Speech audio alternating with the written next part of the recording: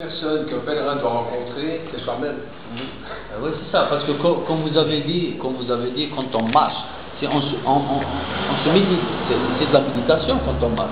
Quand on commence à élever un petit peu le côté spirituel de l'être humain.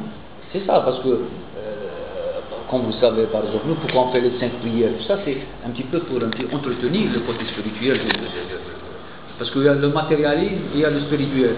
Et toujours le matérialisme essaye un petit peu de prendre place du spiritualisme. C'est pour cela que dans notre religion, il y a les 5 prières de la journée.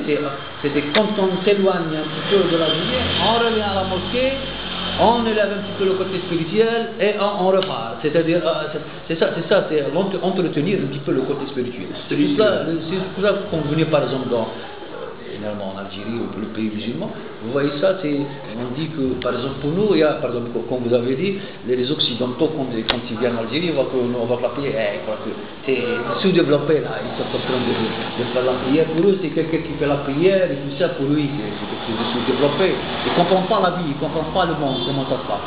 Parce que lui, il croit que lui comprend. Mais effectivement, il ne comprend pas du tout.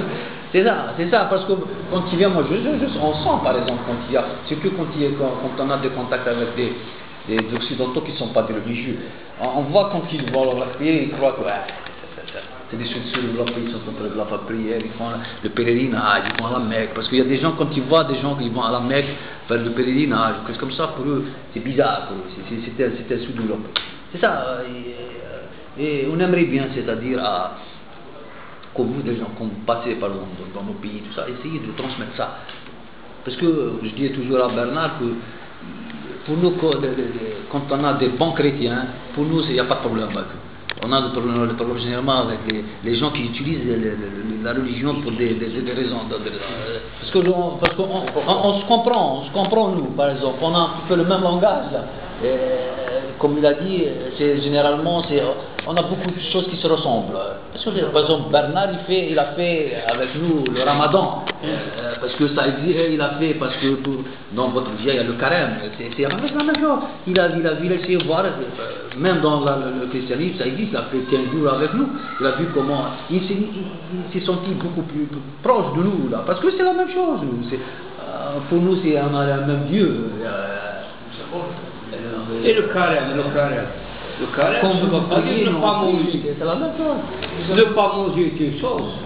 Ne pas écouter n'importe quoi est une autre. Ne pas voir des trucs de mal et tout ça. Ne pas être médisant.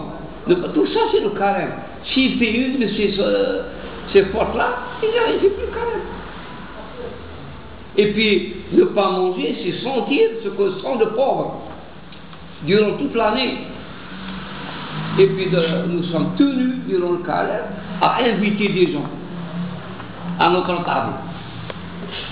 Si vous savez qu'il y a des gens qui n'ont pas de quoi manger, vous les invitez à votre table durant le mois de carême. Durant un mois, d'ailleurs, il y a la distribution des paniers aux pauvres, il y a des endroits où on donne à manger aux pauvres. Il faut donner durant le carême. Il faut donner. Celui qui peut donner une date, il donne une date. Celui qui peut donner un quintal de semoule, il donne un quintal de semoule. Selon les moyens de la personne, mais il faut donner. C'est vrai que moi, je ne sais pas. J'étais là pendant 15 jours de Ramadan. Après, je suis parti en France, mais pendant les 15 jours là, je me suis dit au fond, je vis dans un peuple musulman. Tout le monde fait le ramadan, bon ben moi aussi je vais faire le ramadan. Alors il y en a qui m'ont dit, tu veux devenir musulman? J'ai dit non, mais je veux devenir meilleur chrétien parce que je crois que le jeûne, c'est important. Vous m'avez expliqué que jeûner c'était aussi jeûner des yeux, pas regarder n'importe quoi, que c'était aussi jeûner des oreilles, c'est-à-dire mieux écouter, mieux écouter ceux qui m'entourent. Vous m'avez expliqué que jeûner c'est aussi avec la bouche, comme vous l'avez dit.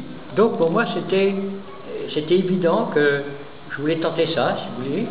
Et ce que j'ai senti, c'est qu'en fait, ça m'a rendu plus proche. Et au fond, quand on vient vivre ici, c'est pas pour être en distance, c'est pour être en proximité. Parce que chaque soir, j'étais invité, parce que je commençais à avoir pas mal d'amis ici, chaque soir j'étais invité dans une famille différente. Mais Mustapha me disait toujours, si tu as un soir où tu n'as pas de lieu pour faire la rupture du jeûne, tu viens chez nous. Eh bien, si vous voulez, c'était une très belle expérience. Parce que